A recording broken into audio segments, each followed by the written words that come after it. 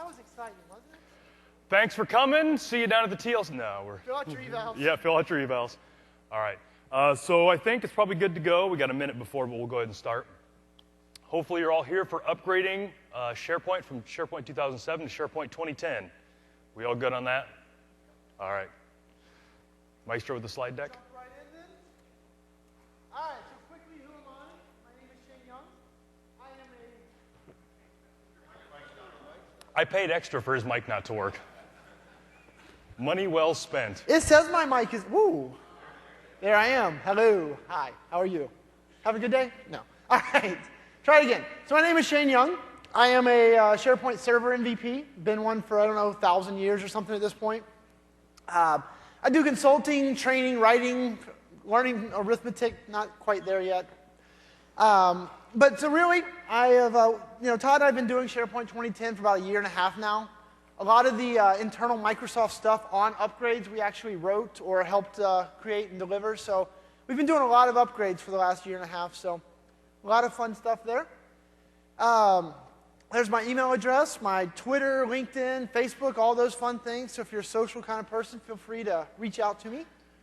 And I'm the owner of SharePoint 911, so that really just means I get to tell this guy what to do every day. So I don't do it, but he gets to tell me. So this is me. I'm Todd Clint. I am a WSS MVP. I expect soon to be getting the mail that I am a Foundation MVP. I imagine they're going to change that. Do the same kind of things that this guy does, obviously speaking, writing, consulting. Former right fielder for the Montreal Expos, apparently. So I've got a blog out there where I chronicle my daily and weekly fights with SharePoint. I also do a mostly weekly SharePoint netcast where I do a little audio video thing. I do it live Monday nights at 8:30 Central. Do it on Stickcam so you can watch. There's a chat room you can heckle. And then I've got them on my blog you can download. So we got a couple of people in the room that listen to it. My mom, she listens to it. But it's just a good place. I get emails with questions, tweets with questions, stuff that I don't want to take the time to blog, but I want to talk about, so feel free to jump in there. Links are on the blog. Company website, my email address, and I'm also on Twitter at /ToddClint. all right, so that's all the fun stuff. A little bit more on Todd and I real quick would be the fact that we do all these things as infrastructure guys, right? Before SharePoint, we were both, MCSE nerds doing our AD and Exchange and SQL and firewalls. And Yep. so that's kind of our background. So we have, that's our perspective in SharePoint. It kind of makes us unique because there's not a lot of IT guys. Most of them are developers. Yeah, developers. All right. Oh, you're a token developer? We're going to, yeah. Okay, all right, good. Because we always need a developer in the audience to make fun of. Your lucky day, sir. Congratulations. Okay, so starting out here, real quick, let's just jump through the supported scenarios. So we're going to look at the in-place upgrade, right? That's literally going to be the old traditional next, finish. Magically, it's all done. Woo! Yep. There is also going to be the database attach upgrade. And so that's going to be let's build a brand new 2010 farm over here. Let's grab just our content databases from 2007, bring them over to the 2010 environment, stick them in, use PowerShell, mount them up. The upgrade happens right there on the fly. Yep. That is the database attach upgrade is a content-focused one, whereas in-place is going to try and bring everything. And we're going to go through the methods. Yep. This is just kind of an overview slide, so we'll hit them all in greater detail. Now, then there's an option if you did the single-click install, a.k.a. basic install, a.k.a. the devil. Anybody in this room do a basic install of SharePoint 2007 and have it still running? Don't raise your hand. If you raise your hand, it's right to the door. Okay. So there's some special stuff for that, but no one cares. Yeah, there's a couple of really fringe cases that's different, but we're not going to talk about that much. Now, how many of you upgraded from 2003 to 2007 or V2 to V3? You folks? Yeah, about a third of you. Yeah, so the folks that did upgrades from 2003 to 2007, you are really going to love the upgrade to 2010.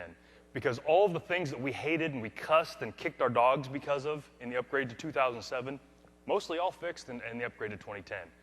Those of you that have never done an upgrade from 2003, you're not going to be as nearly in an amber. But the rest of you, it's going to be awesome. You're really going to be excited. You really will. So with that, though, what is the one upgrade method we didn't just talk about? The gradual. So for those of you, the third of you in the room that did upgrades from 2003 to 2007, how many of you did the in-place upgrade? One of you. That's one more than we used. Three. Two. Wow. That never worked. How many of you did a database attach? So that was pretty, okay. How many of you did gradual, the side-by-side? Yeah. So as SharePoint consultants, that's what we did 99% of the time. We had good back out. You know, if things went wrong, we could back out, things like that. So what did we find out in the upgrade to SharePoint 2010? They took out the method that we used 99% of the time. So we had a tough time with that. We had, when we first heard about that from one of the guys in the product team, we might have reacted a little harshly. I don't know that Shane should have necessarily thrown the chair at him. Swing it maybe, but not throw it. But after we played with the product for a little bit, it's not a big deal. We're going to find out that that's not the problem we thought it was going to be. So that's one of the unsupported things. Another unsupported thing, I got a lot of questions last night at the SharePoint TLC booth. I've got SharePoint 2003 or something like that. How can I upgrade that to 2010? Out of the box, you can't. The only supported upgrades for everything we talk about for the rest of this session assumes that you have SharePoint 2007, Service Pack 2, or later. Nothing out of the box works pre-Service Pack 2, so that's not supported. So you can't do a database attach, you can't do a direct thing, and then the side-by-side, also known as the gradual. Those are the other two unsupported things. All right, so we're good? Everybody's got our methods, the good, the bad, the ugly? Okay, so really the in-place, like we said, it's the next finish method. The two big changes for the in-place upgrade. One is that it's restartable, right? The reason Todd and I hated in-place upgrades so much before was if you did an in-place upgrade and, you know, it hiccuped or somebody looked at the server funny, it would die in the middle, and what was the only option to get back was format your server, reinstall, recover from backups. In-place was like a one-shot, you know, all or nothing type of deal. It was kind of a 1-2 punch. If anything failed, you had to start from scratch. You had to reformat everything. And almost anything would make it fail. So it was just a very fragile upgrade, and then if anything happened, somebody left a window open and a breeze came through the room, the install would fail, the upgrade would fail, and you'd have to get tapes out and all that. It was really bad. So those of you, the three of you that pulled it off, my hat's to you. My hat's off to you. That's good stuff. So the other thing that they've done is they've tried to be a lot smarter, and we'll talk about this more as we go on, but about common blocking type timeouts, right? So for example, a reason an in-place upgrade might have failed was if you had a site collection that was locked, right? Because you've got, you know, either it was locked because you went into the UI and locked it, or if it was over its quota. Any of that type of stuff could break the upgrade process. Well, if a site collection was over its quota, how did you upgrade it? You turned the music loud next door. Wow, that's loud. What would you do? You'd go in, you'd be like, all right, let me take the quota off of it, upgrade it, and put the quota back, right? That's what you did. So what they said was, hey, this time, let's just do that for people. So when SharePoint 2010 hits things like that, it says, oh, let me just fix that for you, get the upgrade done, and then go back. Yep. So I think we all had a list of things that stunk in the SharePoint 2003 to 2007 upgrade, and it was a fairly long list. And it felt to us like the folks at Microsoft took that list and kind of scratched out the top and wrote things to fix in the 2007 to 2010 upgrade, because all those things. So the timeouts, that was another thing. There were arbitrary timeouts in the in-place upgrade to 2007 for no good reason. So if you had a document library that had a lot of documents in it or big documents and it was taking SQL a long time to churn through it, it would just fail for no reason because it took too long and it would just, you know. So those kind of things have been removed. So it's a much better experience. All right, so the upside of the in-place upgrade, right, is, or not the upside, but the upside is all of your stuff is gone. No. While you do the in-place upgrade, it's important to understand that your entire farm is down, right? What we're going to do is we're going to say, start the in-place upgrade, we're going to take everything offline, upgrade everything, and when everything's successfully done, we're going to bring it all back online at the end. So for a lot of you, in-place upgrade is a challenge because you might not be able to afford 3 days of downtime when in-place upgrade runs, for example. Yep. And that's an important thing. This is what we call foreshadowing. With this upgrade method, all of your stuff is offline all the entire time. Keep that in mind. So the other challenge we've found a lot with people with in-place upgrades is, you know, a lot of you have 32-bit farms, right? Whether your SharePoint servers are 32-bit or your SQL boxes are 32-bit or maybe you're still running SQL 2000, God forbid. But those type of things can get in your way, right? So in order to do an in-place upgrade, you still got to meet all the hardware requirements. You got to be running on 64-bit Windows 2008 or 2008 R2, that type of stuff. So that's another challenge with doing in-place upgrades for a lot of people. Yep. So are a lot of you in that spot? Do you have 32-bit SharePoint farms now that you're going to want to upgrade? Do we have? Okay. Yep. So when we do like the class about this, it sounds pretty scary to tell you that you have to move everything to 64-bit. In all honesty, it's not. We've got a white paper out there on it. From a high level, the fix for this is really to just remove your 32-bit server from your farm, uninstall SharePoint, 64-bit operating system, 64-bit SharePoint, and then re-add it to your farm. So if you think about it, your farm is a configuration database and your content databases and all that. Your farm technically lives in SQL. So you can have a SharePoint farm with no SharePoint servers. So the fix to go from 32-bit to 64-bit is just remove it, add your 64-bit server to your farm. It's not nearly as scary as it sounds. It's a pretty simple process. And that white paper outlines it. So the upsides, though, of those in-place upgrades, right, are things like all of your customizations, all your solutions and features are already installed. Search is already configured. The BDC, Excel, it's all already configured. Yep. Your URLs aren't going to change, right? Everybody's just going to keep going to the same place. So if you can get an in-place upgrade to be successful, there's a lot of upside to it because a lot of the configuration stuff you don't have to redo. Right? You heard me say features and solutions are there. The upside of features and solutions is that framework is so good in 2007 today, we take it to 2010 as is. Right? So most of your 2007 features and solutions will just magically work in the 2010 space. Yep. Not all of them, but most of them. Yep. So for this gentleman here who's a developer, they've moved a lot of things around. DLLs have been renamed and things like that. But to keep things working forward, they've put a lot of stub DLLs in. So if the DLL name is changed, if your 2007 code tries to call a DLL that doesn't exist in 2010, 2010's smart enough to forward that call to the correct DLL, things like that. So they've gone out of their way to make sure that upgrade. Now, that doesn't mean you shouldn't upgrade your features and solutions. You should go out. There's a lot of vendors down at the expo hall. They've got 2010 versions of their product. You're going to want to get the new ones out there, as soon as you can. But the old ones will still work to get you through the upgrade. So the other cool thing there is, so today in your 2007 features, right, we actually now, I believe, post-Service Pack 2 support upgrade tags inside those features. So the idea is that a developer creates one feature. He says, oh, when I get to 2010, I want this feature to do things slightly different, but I want to deploy the same feature to both farms. That's no problem, because what SharePoint will do is when he puts it in 2007, it ignores the upgrade code. When he puts it in 2010, it says, oh, there's upgrade code here. Let me do things slightly different. Yep. And there's a great article. There's the Penton Media folks that do Windows IT Pro and SQL Server Magazine and all that. They have a new SharePoint magazine, SharePoint Pro Connections. This month's version, or this month's issue, has an article about that. It's from a developer standpoint, but it's all about this feature code, or this upgrade code inside of features. So if you're a developer, go down there, grab a free copy of that. It'll learn you up. Todd would also like you to know that his name is on the cover of that magazine. So I wasn't going to mention it, but he's over here kicking me under the table. So another thing that you guys need to embrace, right? You guys have all heard of service applications at this point, right? Hopefully. If not, there's a talk later today on service applications. Yeah, Joel Olson's doing a talk on service applications later today. But so what we're going to do is we're going to take, in a nutshell, our SSPs, our shared service providers.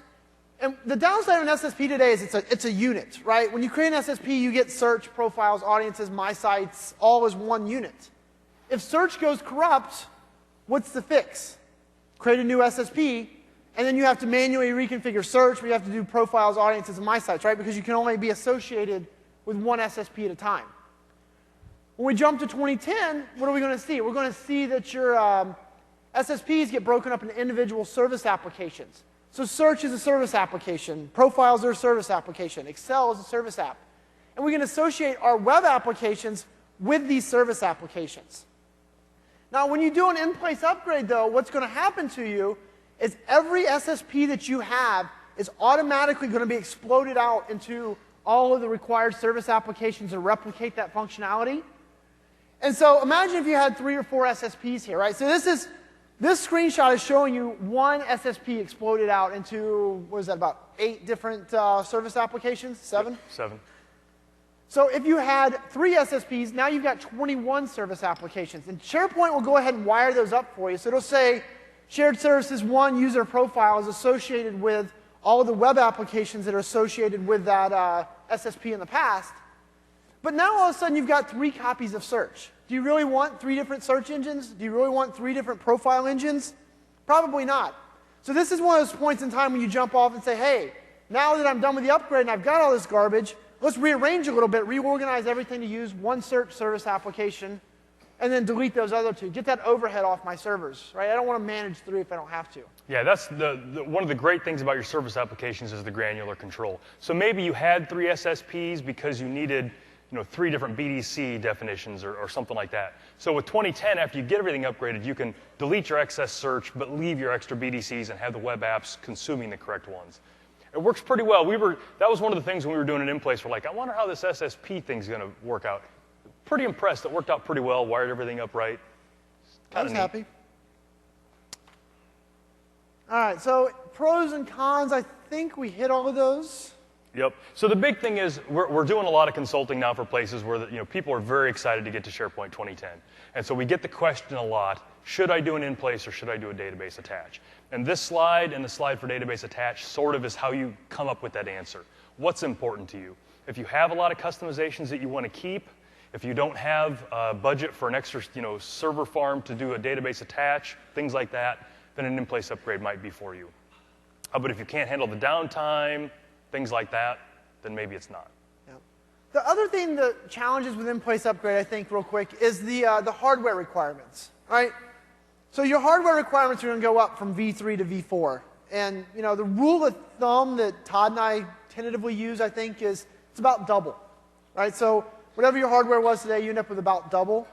Now, that doesn't mean you have to go out and buy twice as many servers, right? If you're only using 20% of the capacity of the farm today, you double that to 40%, you still can use the same hardware. But if your hardware is pegged out today, you're probably going to have to, introduce another layer. Yep. So keep that in place, or in mind when you're doing an in-place upgrade as well. Will the hardware sustain it? So I'll go back to that slide. So one of the cons there is the upgrade proceeds continuously. We didn't really touch it, but when you do an in-place upgrade, you have no control. So like Shane said, it's kind of next, next, next, finish, and then you just have to sit back and watch it do its thing. There's not a lot of buttons to push, not a lot of knobs to turn. You just sit back and watch it. One of the things that it does is it does all of your databases in series. So it upgrades your content databases one at a time. So you've got 3, 4 servers in your farm. One of them is going to be running the upgrade and working like hell, churning through databases. The other 3 are going to be asleep. They're not going to be doing anything. So we're going to talk about that with the database attached. You can do multiples at a time. But this is one of the things, your upgrade will take you longer if you do an in-place if you've got a lot of content databases, because they all happen serially. So that's what that point is. Okay, so our database attach. So when I think database attach, I think content, right? I'm really focused on getting my content databases. You can do the profile service database. So if you've got a lot of user profile information imported from Active Directory, maybe augmented, people were filling out the About Me's and things like that in my sites. We can bring that database over as well, but database attach is really focused on content databases. Yep. And then if you've got anybody running project server in SharePoint 2007, your project server databases can also be brought over. So the databases we're not going to bring you a configuration database. So that's why you have to build a fresh farm, do all that stuff again. We're not going to bring search. Right? So a lot of people get upset with this, like, well, you mean you're not going to bring my index? No, we're not going to bring anything about search. So not your crawl rules, not your content sources, not your file types, nothing about search. Nothing. In-place upgrade, we just told you, search just magically keeps working. So that's one of those teeter points for some people. Yeah, and so the reason for that is not because the folks at Microsoft are bad people and want you to suffer, but search has its fingers in a lot of different places. So you've got your profile, or your search property index file. You've got your index file that sits on the file system of your web front ends. You've got your property store that sits in one database. You've got the settings in another database. And then if you've got things like best bets and all that, they're at the content database at the site collection level. So search is everywhere. If you do an in-place upgrade, search can keep track of all those places and bring those settings up. But if you're doing a database attach, that stuff's all over, and search just doesn't have a chance to find all of those little pieces. So it just doesn't try it at all. So it's just because it's a complicated mess. Okay, so this is what we're going to look at in the demo, but I thought it was worth having on a slide. It's easier for you guys to copy down when you copy the slides and that type of stuff. Yep.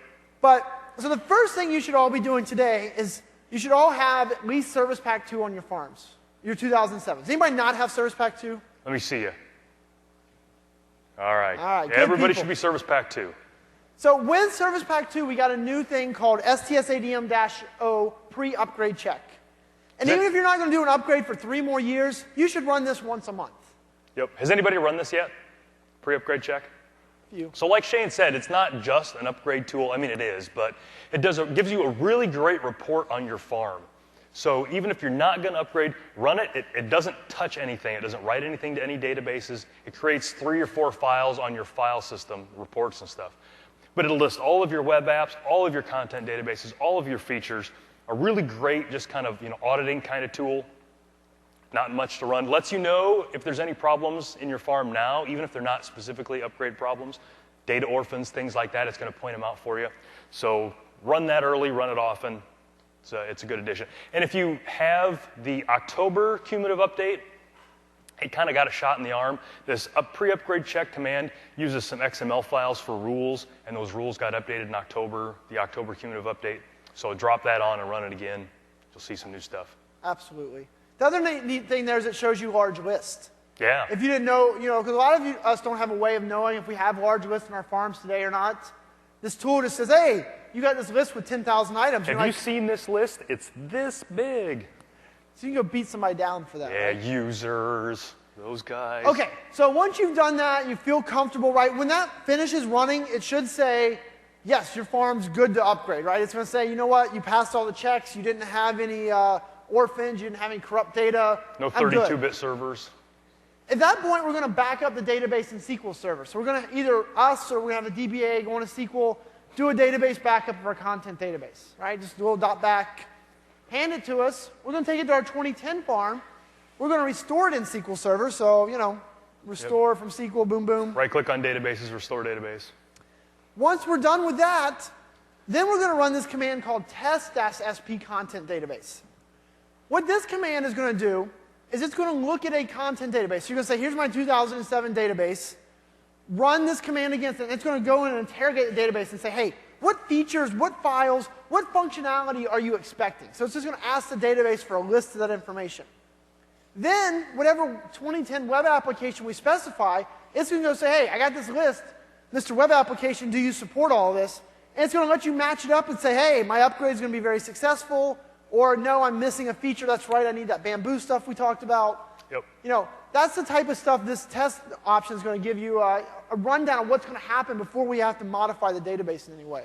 Now, here's a couple of crazy things. For those of you that did the 2003 to 2007 upgrade, there was a similar set of steps. There was a program called pre-scan. So this is one of those instances where we complained loudly and Microsoft listened. 2 problems with pre-scan. Number 1 is when you ran pre-scan, it changed your content databases. It wrote to your content databases, and that freaked a lot of people out for good reason. STS-ADM pre-upgrade check does not write to your content database. There is no way for anybody to tell whether that's been run against your content databases or not. The second step is you could not attach a 2003 database to a 2007 farm unless pre-scan had been run.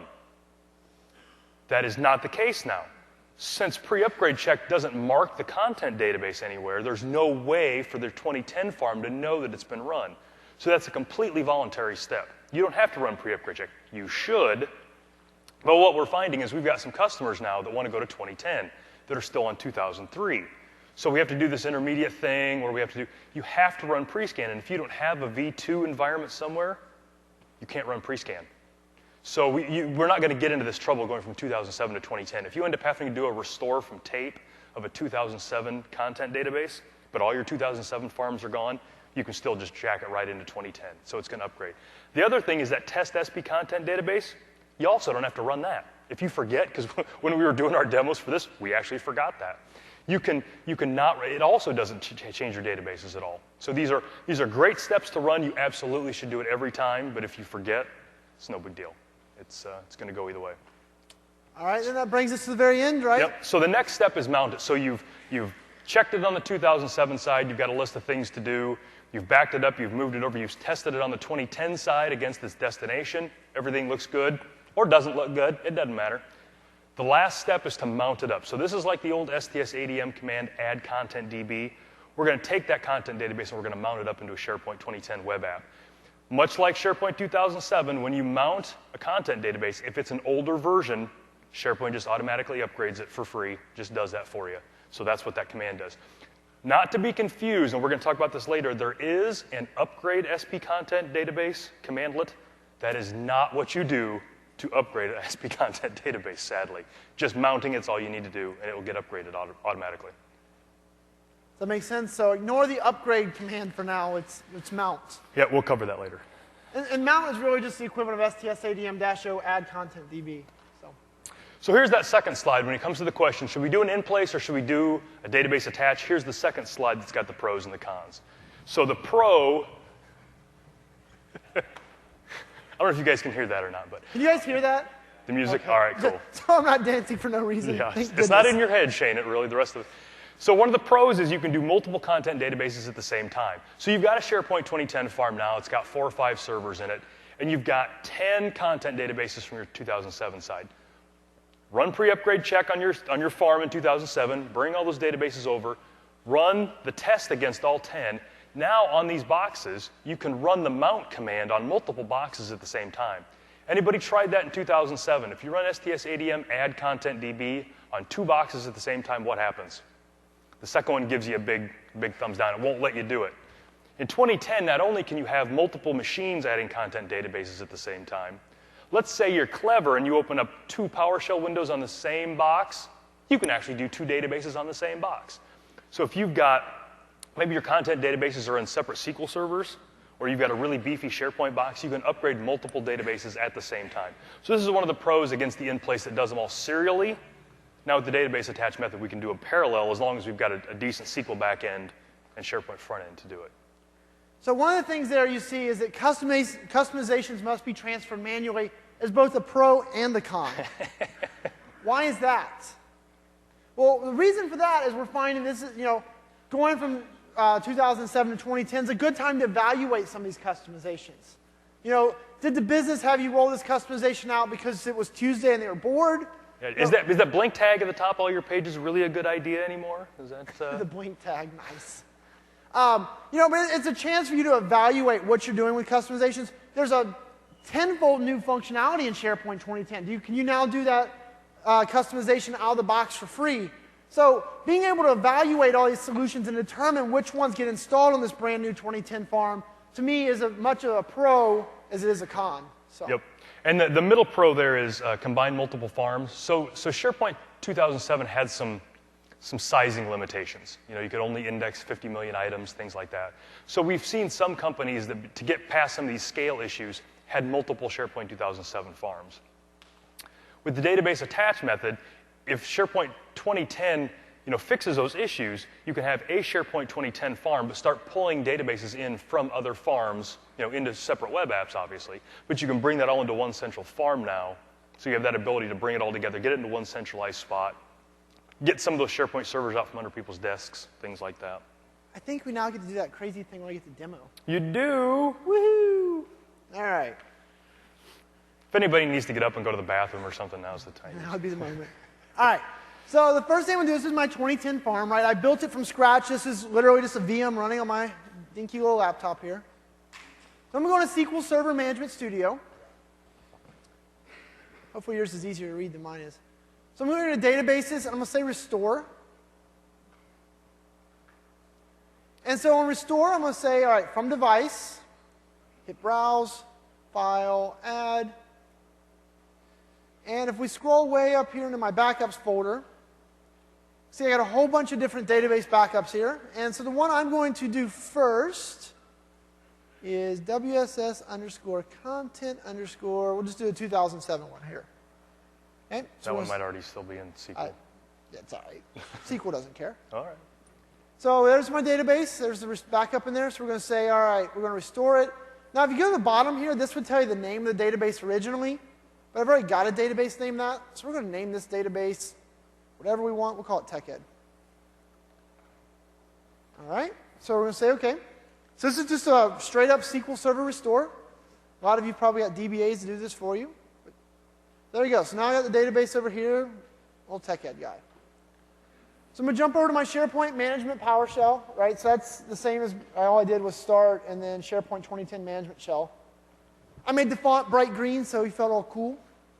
And so the first thing we're going to do is we're going to say test. SP content database. Look at that tab complete. That's good stuff. Whoever taught me that was a nice person. Yeah.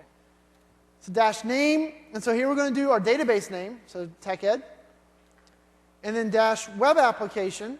And so this is my 2010 web app, right? And so if I don't know which one it is, I go back over to central admin real quick. Say application management. Manage my web apps. So I've got one named 2010 Server A. Very creative name. That's good stuff. So 2010 Server A. Oh, So that my went in goodness. pretty fast, actually. Good job, little VM. So here you can see that this is spitting out, trying to scroll to the top. Oh, you got all that other stuff in there, so it didn't go. Okay, so it actually out-scrolled the buffer. So what am I going to do? I'm going to rerun the command, right, because we can run it as often as we want. And I'm going to pipe the output to out-file, and we'll just call it teched.text. Voila, it's written into a text file, so then we'll just do doom teched.text. Opens it in Notepad. So what this is where it went through. Remember it said we interrogated the database, we got a list of all the features, solutions it needed in there, all the files. And these are all of the things that it said, hey, this is missing for whatever reason. Now there's a couple interesting things here. Can you guys read that okay? So we got categories, so missing a definition. Error is true, but here's the one that you care the most about. Oh, my highlighting job is very bad. Upgrade blocking equals false. So what that means is, yes, there's an error when we go to upgrade. We're going to have an error. We're going to have a failure, but it's not going to block the database from being upgraded. We're going to kind of upgrade around this problem, essentially. Yeah, that was one of the crazy things that we were just not ready for, is a database can be kind of upgraded, mostly upgraded. So there can be errors and there can be things in a content database that SharePoint 2010 hasn't got a chance of being upgraded. It'll just upgrade around it. It'll do everything else. I'll let you get back to this later. Yeah. So for example, maybe you've got custom site definitions, right?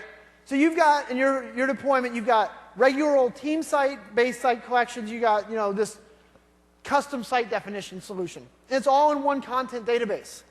When we go to upgrade that content database, essentially all those out-of-the-box team site collections, we're just going to upgrade them. No problem. Boom, boom, boom, boom, boom. Get them all. The ones that have the custom site definition, we have no answer for those, right? SharePoint 2010 has no idea what to do with them. So it's going to ignore all those site collections.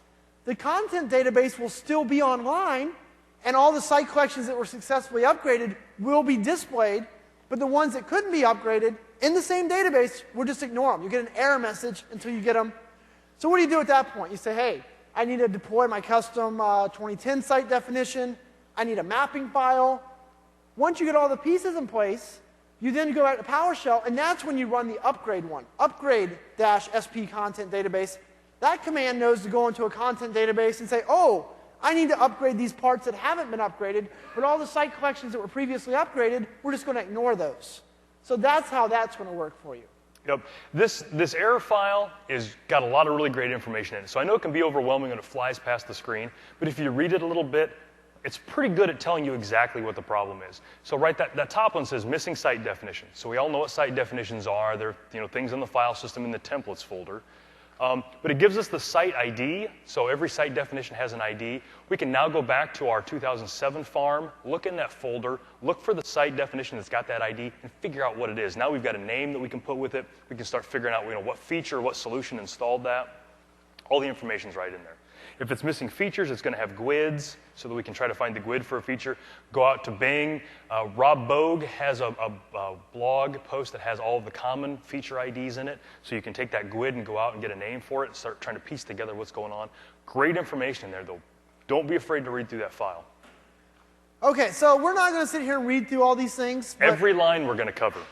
Yeah, in our fireside chat. Okay, so now that we've ran that, I read the file earlier. I know that everything in there is non-upgrade blocking. So what we're going to do now is we're going to say mount SP content database.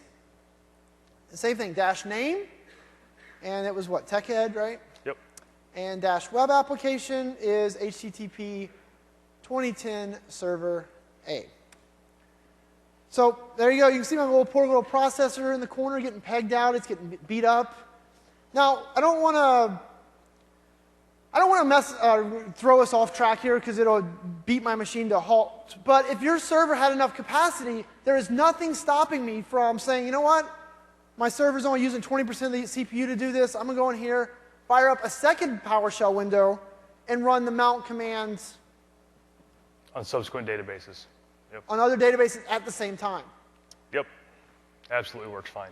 So, Todd, what are all those numbers flying by me there? So it's interesting. If you did anything with STS-ADM, especially in SharePoint 2007, there was never any indication that stuff was going on.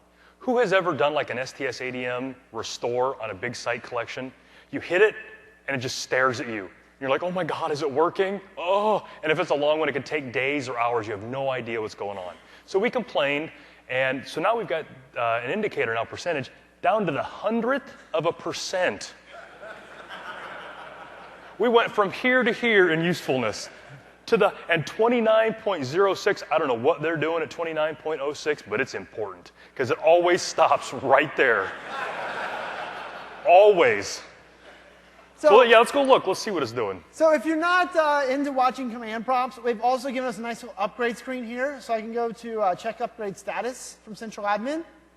And so here you can see real live what's going on. So you can see I've already got 56 errors. I've already got 52 warnings. What database we're You're not very good at this. That's so mean of you. But you can see that we're, what process, what threads, what command kicked it off. There you go. Down here at the bottom, we got a log file. So another big complaint that Todd and I had about upgrades. We cried about this all the time. Was that every upgrade you ever did, whether it was a service pack, a hotfix, or the actual upgrade, it all went into a file called upgrade.log, right? And it was all of a sudden 100 megs, and you had to dig through it to find your error messages. Yeah, so that was the worst part. So you would do, in SharePoint 2007, you would do a bunch of upgrades because we all did graduals, so you'd do a bunch of site collections, and everything would go great.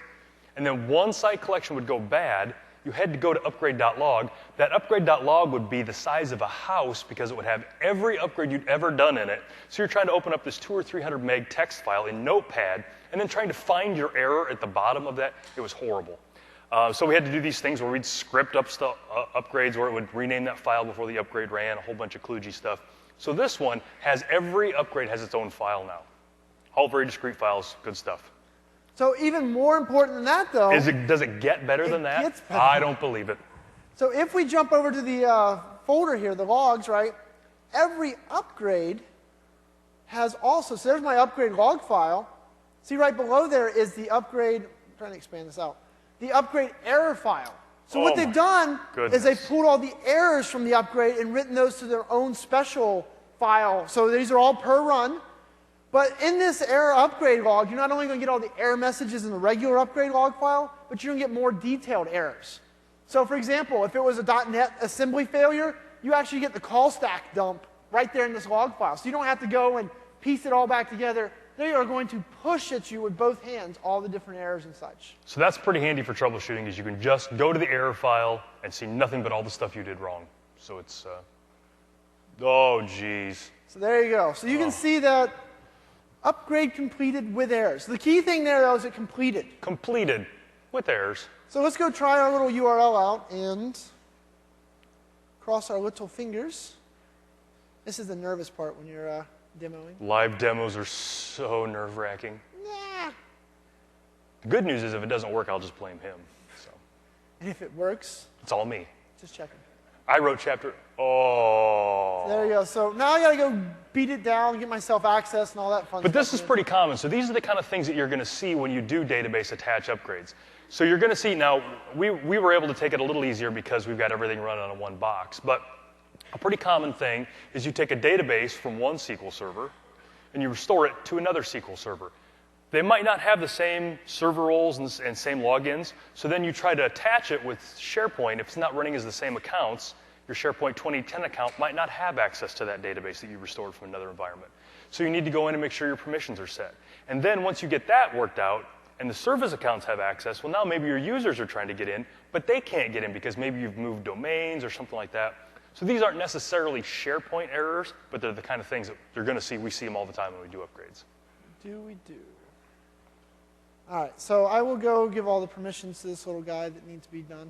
We'll create a user called TechEd. TechEd. I'm very creative with my usernames. He's good with these names. So this is, like I said, the permission stuff's pretty common. The great news is we've got the error log's going to show us that kind of stuff. The Windows event log's going to show it to us. All right, maybe I'll do all this real quick. Why don't you jump back over to this button? That button. All right. Oh, actually, I'm lying. Do what? All right, well, I'll show you. I don't want you to watch me create the accounts and all that stuff, but I will show you. I'll put it all back together for you, I promise. He can't type with an audience. His fingers get nervous. That's the problem. So we've talked about the two methods. We've got the two regular methods are in-place upgrade and database attach. So they've each got a couple of significant problems. The in-place upgrade, the significant problem that it has is that it takes forever if you've got a lot of content and you have no control. You can't decide. So let's say you've got a site collection that's got your My Site in it and has your resume in it. You want to get that one upgraded first, just in case things don't go so well. You want to have that resume someplace handy. But with an in-place upgrade, you have no control. You can't make sure that one comes online first, and if something fails, it's offline the entire time. So then you do the database attach. But then you got to set up this whole new farm, and you need a second set of hardware, and you got to do all your customizations and all that stuff you took all the time with. So that kind of stinks. So one of the methods that we're using a lot with customers is this hybrid approach. We're kind of taking the best of both worlds. And we learned this from doing patching on SharePoint 2007. So when you patch SharePoint 2007, if you have a large enough farm, the approach most people take is before they run the patch, they detach all their content databases. Patch SharePoint 2007, run the configuration wizard in SharePoint 2007, and make sure everything works. And then start attaching your content databases back into your farm in the order that you want them to come in, and then they will get upgraded. They'll do a little mini in-place upgrade. A lot of places do that with patching for SharePoint 2007. So we kind of brought that forward with the upgrade to 2010. So that's what this hybrid approach is going to be. So we're going to do an in-place upgrade, but before we do it, we're going to detach all of our content. So the in-place upgrade happens really fast because we're just replacing the bits. When the configuration wizard part runs and does the upgrade, it happens really fast because there's not a lot of content databases there. Then after 2010's up and going and everything's working, all of our settings are still there and all that, then we start attaching our content databases in the order that we want them upgraded and 2 or more at a time if we've got the power to handle it. So we kind of have the best of both worlds. And then what happens if, in one of those, like when you're flying, in the unlikely event of a water landing, so in the unlikely event of an in-place upgrade failure, the stuff that's really going to take a long time to recover, your content databases, they're offline. Nothing's happened to them yet. So we kind of like this hybrid approach for that kind of stuff. So here's kind of a third pros and cons slide to work with. What are the pros? Well, it's all the pros of an in-place upgrade. All your settings are preserved. Your URLs stay the same. It's your hardware. And then it's got all the pros of the database attach. You can do multiples at a time. You can also have stuff offline in read-only mode in another farm. We'll talk a little bit about that. The cons, though, very labor-intensive. There's a lot of fiddling around with things now. We've gone from the extreme. With an in-place upgrade, there's no knobs to turn or anything like that. Now this is nothing but knobs to turn. It's all very manual. Also, you might need access to your SQL servers, to move these databases around, things like that. Some organizations are too big. You've got SQL's one team, SharePoint's another team. Your SQL team might not give you that kind of access, so you've got to kind of work with those guys. If you've got an x86 box or farm, you've got complicated work there. You've got to upgrade to 30 or 64-bit, stuff like that. And then, like Shane said earlier, if you've got older hardware, if you bought your hardware when SharePoint 2007 came out in November of 2006, you've got the whole in-place upgrade con there too. Your hardware might not work. So this is so far has been, for folks that haven't just spun up a rogue 2010 farm because they're just so excited about SharePoint 2010 and done a database attached, this is the way that we've led most of our customers, is the hybrid approach. How are we doing over here? Keep going? You're good. They're enjoying you so much I don't want to interrupt. All right. So we've got some downtime mitigation processes. Now, one of the things that we want to get across is to set everybody's expectations appropriate when it comes to downtime. There is no such thing as no downtime upgrades. Doesn't happen. You can't read about it in storybooks. You can't see it in cartoons. There is no such thing. The Easter Bunny can't do them. No such thing as no downtime. What we do have is a few techniques that we can use to make the downtime less painful, make it smaller, things like that. So the first thing is read-only databases. Starting with Service Pack 2 in SharePoint 2007 and going forward to SharePoint 2010, SharePoint understands databases, content databases, that are read-only. So in SQL, you can go to the properties of a database, and one of your options can be set as read-only. So you can set a database as read-only. You can have, set up a separate farm or something. Set a database as read-only so that people can access a read-only copy of their content while you're upgrading the real version of their content, so that the stuff's not completely offline. Obviously, if it's read-only, they can't write to it. But this is one of those things, good expectation management will take you a long way. So when we're talking to the business folks, you tell them, okay, we're going to be upgrading SharePoint this weekend. Everything's going to be offline for 4 days. They're like, oh, 4 days, but it's the end of the quarter. We can't be offline for 4 days. This is the worst thing ever. You got to do something better than that. 4 days, You go back to your cube, play some Minesweeper, maybe watch a funny video of a cat on YouTube or something. And then you come back to me and you go, okay, I scoured the internet. And here's what I can do for you. I have found a way to make your content available to you for that 4 days, but it's going to be read-only. Is that okay? So in their head, they've gone from everything being completely gone to being only read-only. They're probably okay with that. But if you come in and you're like, all right, you guys aren't going to be able to write to your data for 4 days, suck it up, they're not going to like that. So it's, again, expectation management. But that works pretty well. And then when your upgrade's done and everything's tested, you point them over to the farm that's read-write. That's one of the ways. We talked about parallel content database upgrades. So we can have multiple databases being upgraded at the same time in a farm. But as we all know, SharePoint content databases are completely portable. You can move a content database from one farm to another. So another technique that you can do if you've got machines, just sitting around, is you can have SharePoint 2010 installed on them, ready to go.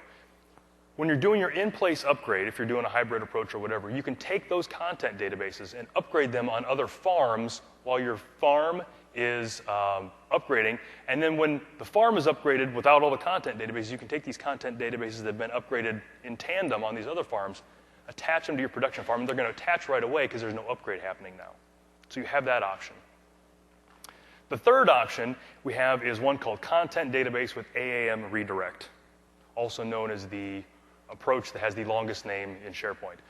So what if you have a lot of content, terabytes and terabytes and petabytes and exabytes and all that, and none of these approaches are going to get you online quick enough. You can't do an in-place upgrade because it would take you July, August, and part of September.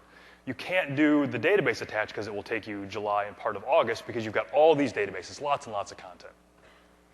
So there is an option called Content Database with AAM Redirect. Do we have the illustration? Okay. All right. So what we're doing here is we've got two separate farms.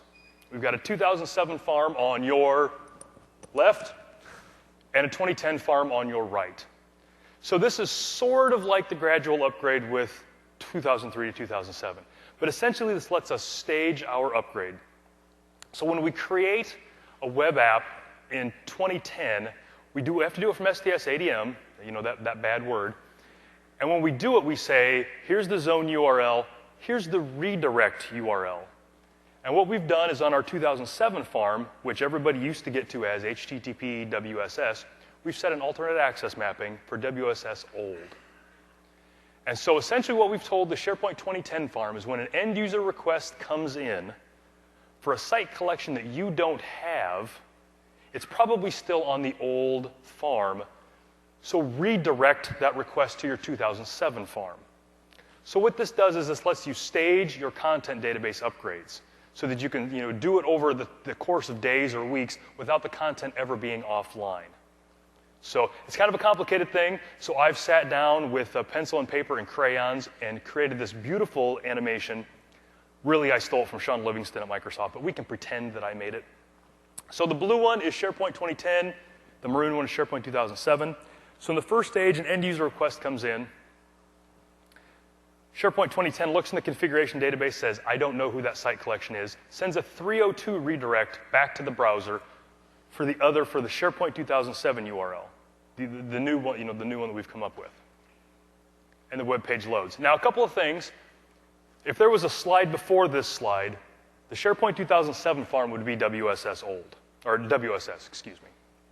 That's what users are going for. When you come up with your redirect URL, be very careful. The URL, because this is a 302 redirect, so they're going to see it in their browser when they get redirected.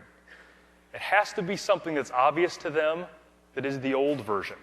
So here's a story I love talking about from Microsoft, is when they went from 2003 to 2007, they did a gradual upgrade, which was a very similar thing. You had to come up with a new URL for your V2. So they had like HTTP SharePoint. And then when they did the gradual upgrade, they called their old one HTTP SharePoint V2, because they were going from V2 to V3. So as they're gradually upgrading these, people were getting redirected to the old site at HTTP V2, and they're like, it's V2, it must be the new version. So they started bookmarking all these new URLs, which were really the old URLs, so that as MSIT was upgrading SharePoint, people were still going to the old URLs because they'd seen that V2, and they're like, oh, it's the second version, not realizing that the new version was the third version. So that's why we suggest WSS old, so that your end users see that and it's obvious to them that something's happened. So your user's done a request, it's gone to SharePoint 2010. SharePoint 2010 said, I've got no idea who this is. Go to 2007. So now we do a database attach. And it really is just that easy. It just slides over. Does the color really change? The color really changes. If you watch SQL, absolutely. Stare at your drives. So now we've done just a regular mount. So that content database has been attached to the SharePoint 2010 farm. SharePoint 2010 knows about the content databases that are in it. Now Mildred in accounting comes in, tries to go to her site collection. They check the config database. We have a winner. It's in the 2010 content database. Mildred gets her spreadsheet back and everybody's happy. Now, the big takeaway from this slide is that only works at the site collection level. So if Mildred tries to go, she mistypes a web. If the web exists in 2010, she gets a 404. It only checks the site collection. It checks the site maps table in the config database to see if that site collection exists. So, and then when that's done, take 2007 one offline. You also talked about it was a blind redirect, right? We don't check to make sure it's in the V2 farm or the V3 farm. Yep. We just shove it across. Shucks it off. Yep. All right. Are you good to go there? Yeah, but let's just finish. We'll get, Okay. when we get to the next demo point. So Okay. This is the last piece here. So this is another, it's not really downtime mitigation, but it's one of those things that takes away one of the blockings for upgrade. So SharePoint 2010 has this idea of visual upgrade. And this is the ability for us to separate the back-end upgrade from the front-end upgrade. And by front-end, we're talking about what the end user sees, the visuals of the site, things like that. So with visual upgrade, it's the ability for SharePoint 2010 to render content using the SharePoint 2007 master pages and CSS and all that. So you can have a site in SharePoint 2010 that looks exactly like SharePoint 2007. Essentially, when the page is being rendered, there's a fork in the road that says render as SharePoint 2010, render as SharePoint 2007, and we can toggle that back and forth. So that gives us some flexibility if we haven't got our end users trained yet on SharePoint 2000 or 2010, if we don't have all of our themes upgraded to SharePoint 2010, if we don't have master pages upgraded yet to SharePoint 2010, because those don't upgrade. Themes and master pages do not upgrade from SharePoint 2007 to 2010. So let's say we haven't got that all worked out yet, but we want to do the back-end upgrade. With visual upgrade, we can upgrade the back-end, everything to SharePoint 2010, but using visual upgrade, tell SharePoint to render it as 2007. So it looks the same to the end users, uses all those other assets until we get them into 2010. We have three modes for that. We can say SharePoint 2007 mode. We can say we want to look at the 2010 mode, but give us the option to go back to 2007. Or we can say 2010 all the way and be done with it. And the cool thing there is that's at a per web level. So the subsite. So each subsite, you can one at a time, if you really wanted to, say, oh, this subsite is 2010, this subsite is V3, and move back and forth that way. So it's very, very granular. Yep. And the site collection administrator and higher has permission to change that, so it's not necessarily something that you guys in IT need to handle if you don't want to. Talk to your site collection administrators, tell them to manage it. The other great thing is this can be changed in PowerShell. So you can tell them, okay, we're upgrading to SharePoint 2010 July 1st. And you guys have till September 1st to get everybody over to the 2010 interface. September 2nd, I'm going to run a really cool PowerShell script that I found on the web, and everybody gets 2010. It's just going to walk through every web in the farm, turn them to 2010. So you've got a lot of flexibility there. So, and it's like Todd just said, right? The focus here is that way it lets us separate the IT project, us coming in doing the back end versus the front end people, and when it all happens. So this is, once again, this is the PowerShell. We're going to demo this PowerShell, so we won't get into it here, but this is something for you to steal from the slides pretty easily, so you can reuse it if you need. Yep, this is also on my blog. If you want to go out there, I've got this all. It's on my blog. It's on my blog. Blogs are big these days. Yeah, you're popular on the internet, right? Yep. That's what you're trying to tell me? Okay, so before we jump in too far, I will... So here you can see it is now rendering. When you last saw this show, the web page did not render. So when I went to the right place, here was the problem. Was the site collection that we upgraded was from my SharePoint 911 production farm back in Cincinnati, right? And this is a Contoso machine. That was a SharePoint 911 farm. So I had to go in here, and there's my site collection administrators. It's Laura and myself. Those aren't valid accounts. That's why we kept getting that access denied. So I went in here. I changed this to be, I can show you, but it was, I went in and said, OK, let's go into site collection administrators. And now it's Contoso/administrator in TechEd. So this was a problem because I was jumping from one Active Directory domain to another. That's the reason we had this issue. Yep. OK, so... So if you look here, oh, not there. Yeah, look there. So there you go. We upgraded. This is my 2010 farm. Ta-da! Pretty impressive, huh? Your users are going to love 2010. And so if we go in here, if we go like site actions, we go to our friend's site settings, modify all of them. This is 2007. You guys have sat through an hour of our shenanigans to get this. So what we did with this site collections, we went in and I created a different, web using the different templates. So for example, there's the team site one right here. All right, so this is a 2007 team site. Well, so we want to try out the 2010 visuals, right? So what we're going to do, because we are a owner of this web and then some, is we're going to go in here and we're going to say visual upgrade. And now we get to pick, essentially use 2007, use 2010, but preview or commit. So we're going to say, let's do the preview thing. Click OK.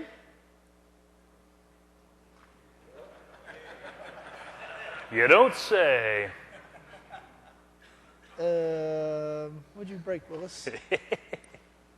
So that was an error saying it couldn't access the master page for V4. All right, let's go try a different web. Sweet, live demos are awesome. It's a good time to give away a book now. No, they don't need to be bribed yet. It's going to get much worse. Yeah, it's going to get worse before it gets better, folks. All right, let's try this one.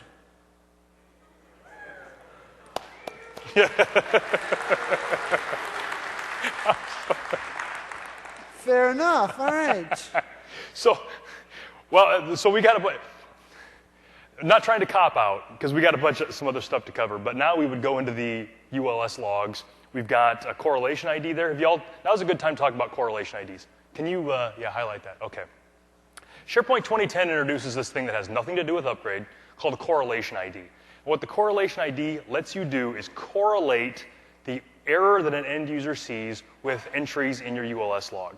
Who here has tried to use the ULS logs to find out, to figure out what an error is and just had no luck figuring out, okay, those things are a mess.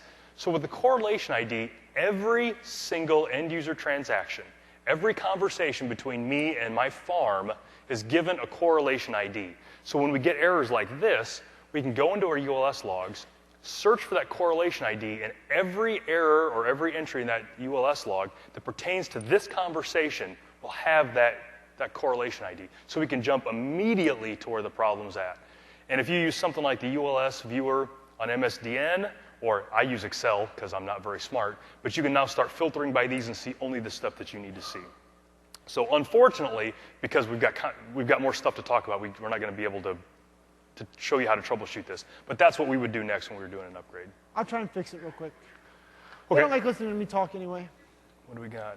Okay, so one of the things, when we talked to Sean Livingston at Microsoft, he's the PM for Upgrade, he said that one of the mantras that they had when they were designing this whole upgrade feel, this whole scenario, was to do no harm. And the visual upgrade is a good example of that. So when you do an upgrade, any of the ways that you do an upgrade, an in-place upgrade, a database attach, whatever, Unless you tell SharePoint otherwise, it will preserve the 2007 interface for you because that's doing less harm. There's less chance for people to get freaked out if they see the 2007 interface than the 2010, other than the fact that you do the upgrade and you go to the web page and it's still 2007. So we've got this mantra of do no harm. That's one of the improvements that they've talked about. So that's anytime there's a fork in the road, we can do harm or we cannot do harm, they pick the do no harm. So they've improved a lot of the upgrade things. For the in-place upgrade or for the database attach, they've removed a lot of the sticking points, the blocking things, the timeouts, that kind of stuff, a lot of the pain points that we had going to 2007. The predictability and the reliability, it just doesn't fail as much. It's easier to understand when things are going to be happening.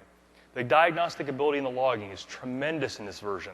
So these were the things we talked about where we have separate upgrade logs for every upgrade that runs. And then we have an error-only log that only has errors in it. So we've got those. It makes finding problems easier. The end-user experience is much better. We've got this visual upgrade. A couple of things about the visual upgrade when Shane gets that up and working again. The thing that kills me the most on the interface from SharePoint 2007 to 2010 is where site settings is. So in 2007, site settings is over here, and in 2010, it's over here.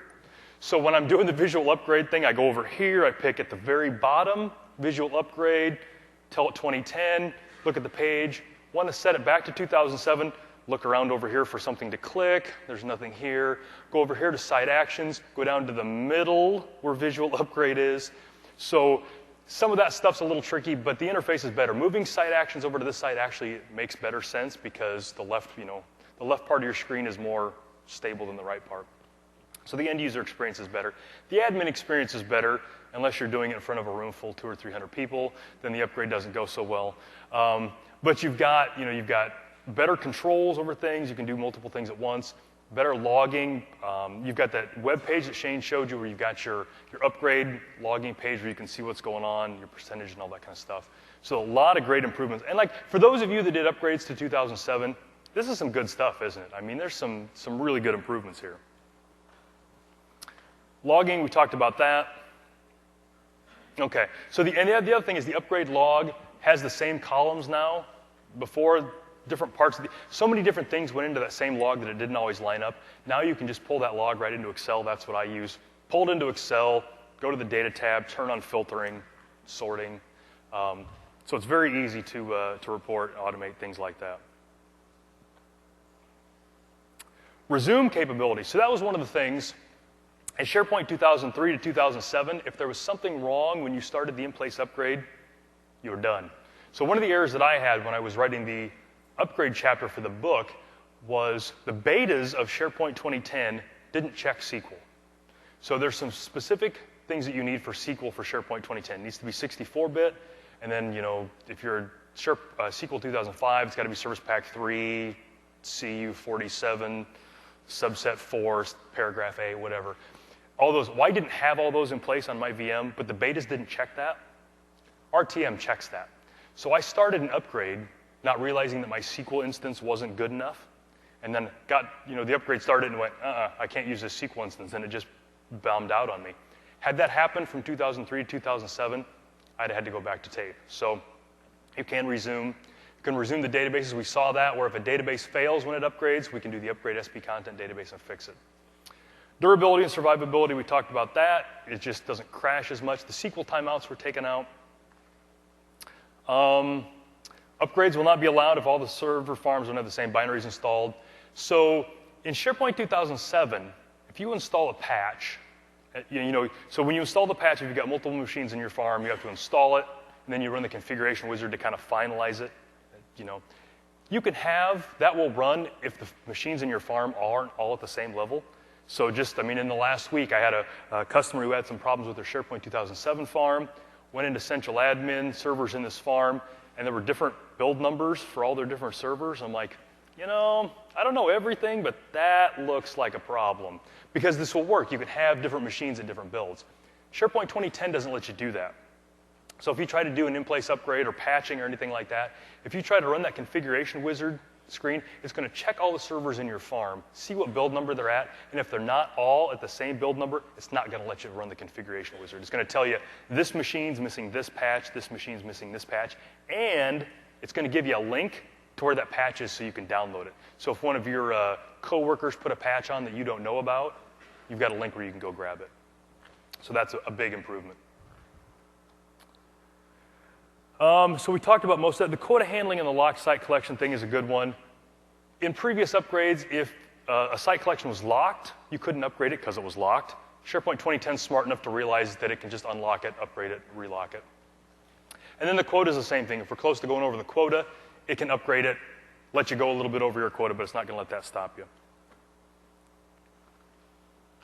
So we talked a little bit about this. This is mostly for our developer friends, gentlemen sitting in the front there, that are writing features, so you can bring that in. We can run V3 features. We can change them on the fly so that 2010 can understand them so they can coexist. A good article in the magazine this month about that. The thing at the bottom, you have to do an IIS reset. All that feature information is cached, so if you change those things, you need to do an IIS reset for it to work. So a lot of people, we get the question a lot, how long is the upgrade going to take? You know, that's like that classic question, how long is a string? It just matters. So here are some of the things to consider when you're planning your upgrade.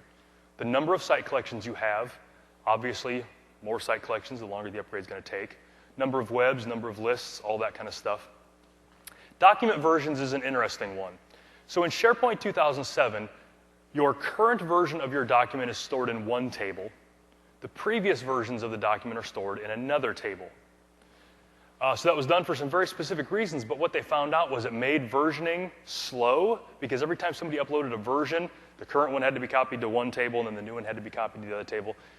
Didn't work out very well. So in 2010, all of the versions are in the same table, but that means when you do an upgrade, they all have to be copied into that table. So if you've got a lot of document versions, those have to get copied into that other table. It makes the upgrade take a while. And then how big they are obviously figures into that. So that's one of those things when we bring this up because somebody can look at the size of a database and say, you know, how long is this going to take? I've got a 20 gig database. Well, it matters if you've got 20 gig of, you know, big files, or if you've got 20 gig of a lot of little files, or if you've got a 20 gig of a few little files, but with a lot of versions. So we've got a lot of I/O, stuff's being copied over. It really, really depends.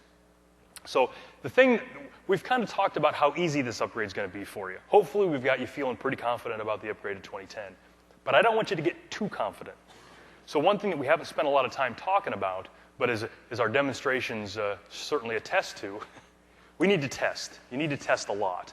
And so the whole question of how long will this upgrade last, my answer to that's going to be, well, we're going to test it. We're going to take some of your content databases, we're going to attach them to a 2010 farm, and we're going to see how long it takes. So that's test, test, test. Again, we haven't had time to really drill into that, but that's the key to a successful upgrade.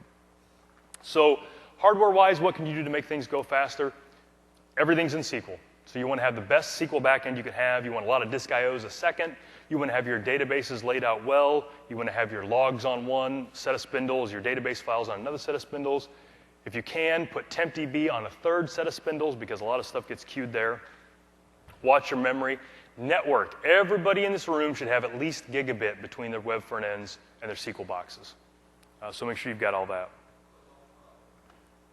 Sir, which question? A lot of what? Log file growth. Okay. So his question was, there a lot of log file growth? Absolutely. Because especially if you're doing the thing with the versions. So log files don't have a lot of time to get into SQL theory, but essentially everything happens in your log file before it happens in your database. Who here's had a log file fill up a drive and take a server down? Yeah, we got a few people that aren't telling the truth because everybody's hand isn't up.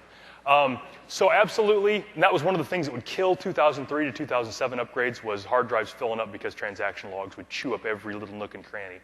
So be aware of your log file usage. If you need to put your databases in simple recovery mode, something like that, which makes sense. Full recovery mode lets you do point-in-time recoveries, things like that, mirroring.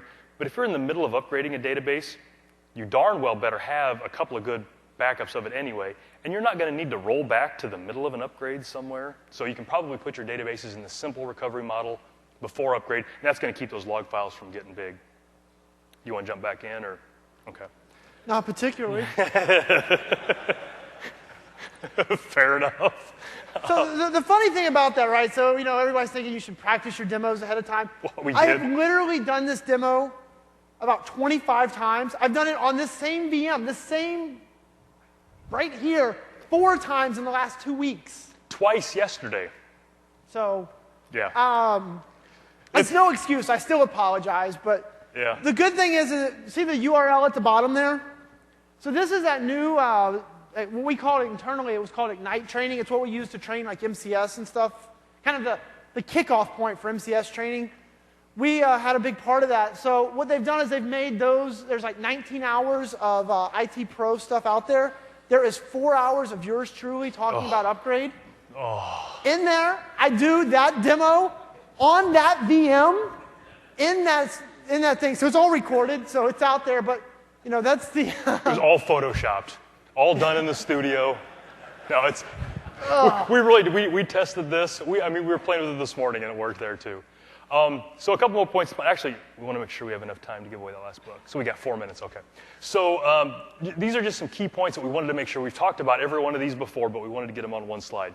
You need to be at Service Pack 2 or later. One thing, you can't upgrade a trial SKU of SharePoint 2007. So there's some weird things, but the thing to keep in mind is your SKUs got to match between 2007 and 2010. Another fun thing that I discovered when I was writing the upgrade chapter for that book is I had a trial version of 2007 I was trying to do an in-place upgrade on, and it wouldn't upgrade because it was a trial. The other is true also. If you have a licensed 2007 and you try and upgrade it, you can't upgrade it to a 2010 trial. So if you don't have your real 2010 key, you have same type of Yep. If you're using forms-based authentication in SharePoint 2007, first, my condolences. Second, FBA, when it goes into SharePoint 2010, it now leverages claims. Holy crud, my condolences. So be ready for that. And if it hasn't happened already, Rick Taylor's doing a talk on claims this week, so you should check that out. SDS ADM, pre-upgrade check, run it early, run it often. Like the slide says, do some spring cleaning now. If you've got stale site collections, do you really need to upgrade crap? If you've got stale site collections you don't need anymore, get rid of them before the upgrade. Excessive document versions, those crazy end users and their documents and their versions, if you can clean some of that out, do that. One thing that we've seen a lot of people doing is reorganizing site collections, specifically into their own databases so that they can stage their content database attach methods. And so I've got a really spectacular blog post on an STS ADM command called merge content DBs, which ironically seems to only ever be used to split content DBs. But essentially it lets you take a site collection and move it to a different content database on the SQL side. So it's a lot easier than backup, delete, restore, pray, all that kind of stuff. So that we're finding that to be a very useful upgrade tool because people are able to move their 2007 site collections into content databases before they upgrade so they can take advantage of some of these staging things. And then if you haven't gotten enough of Shane's voice, you can listen to those things. Oh, the branding stuff. So themes in SharePoint 2007, well, let me take this back. I've got good news and bad news. In SharePoint 2010, themes are much better. Has anybody tried to create a custom theme in 2007? It's horrible. You're copying files and renaming stuff. In 2010, it's all better. The bad news is your SharePoint 2007 themes won't upgrade. So. It worked. That's 2007. Yes, so watch this. Site actions, visual upgrade. I'm not impressed yet. Yeah. Preview. The lime green's a nice touch, though. Thank you. It's my favorite color. He did it. He did it. All right, so we're going to go a minute over. Don't tell anybody. So what I wanted to show you real quick, so I'm going to go in here to my old management shell. Okay, so for example, right, so if we wanted to, let's go back to my team site real quick. So you go on your team site, and you're like, hey, we're going to take this guy, and he's already been done to the visuals. Let's see what visual upgrade option there. You committed it. Good, so I committed this one. So if you go into site action, site setting, or for this web, title, description, icon, the visual upgrade piece is gone. What this tells me is that I've already committed this to the V4 visuals. So a lot of people tell you you're stuck forever. You can't go back. Lies. All lies. People don't like you. They lie to you a lot. I don't know what to tell you. Okay, so what I'm going to do is a little PowerShell.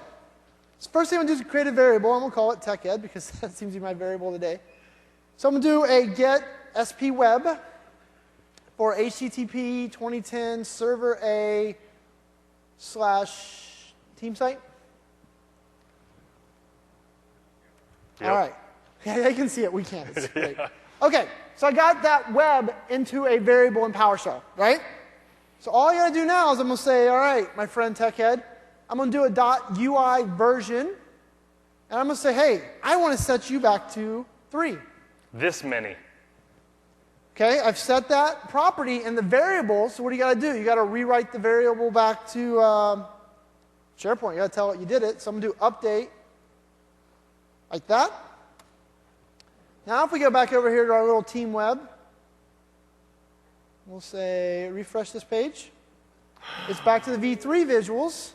They said it couldn't be done.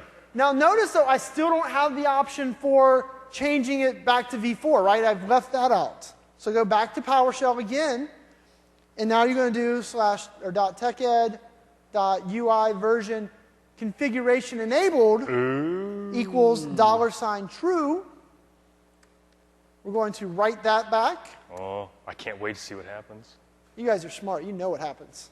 It blew I knew minds. that was going to happen. So now that is there. Right? So now that you know that simple trick, well, what if you want to do the whole site collection in one fell swoop? You guys are pretty smart, right? You know PowerShell because you're learning PowerShell. Some of them. That developer guy, go either way. All Thanks right. for pointing yourself out early, too, because that made my work a lot easier. All right, so 2010 server A, right? So we'll get the site collection, pipe that over here and say for each object. We're going to jump in the little tilde. We're going to say take the guy in the pipe. So the little, oh wait, I didn't do the get SP web, did I? I did not. Get-SP web. Todd, you're supposed to catch that stuff. I caught it. I wasn't going to say anything, but I caught it. So site collection, so give me the site collection, give me each web in there, and for each web in there, we're just going to do the same thing. So .UI version equals 4. This many. Semicolon. Same thing, underscore here, .UI version configuration enabled. You like how I have to spell things out? His lips move when he reads, too. It's the most adorable thing. Equals true. Oh, no, sorry, equals false. And then finally, take our little variable and .update. Boom, boom. Close this out. So that says, hey, there's more webs in there than 20. That's the automatic SharePoint magic filtering to keep me from doing anything too big. So we're going to say -limit all.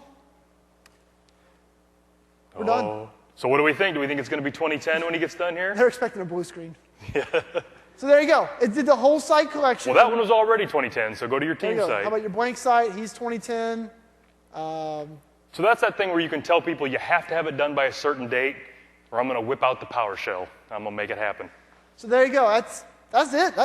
You got it. You guys are ready to do upgrades. Okay. Go to the slide deck. So we got a couple things left. Some resources. We're going to be giving a book away, so if you walk out now, you're going to miss out on the book. They don't care. Yeah, fill out your evaluations. They're giving free stuff away. Yeah, they're still leaving. Didn't slow them down at all. One more slide. One more slide. Okay. Oh, that's right. Yep. So Microsoft's giving away a copy of Office every day and an Xbox at the end of the week. They've got these little tags everywhere. Every one of these you scan puts you in for a drawing. So we've all got ours. I think that's Shane. I've got mine on my name tag. Every one of those you scan, you're put into a contest for Office and Xbox. But for more immediate gratification, Shane, whip out the coin. All right, let's play heads or tails so we can get out of here, folks. Fill out your evaluations. Thanks, everybody. Stick around for a book. We're going to give one away right now.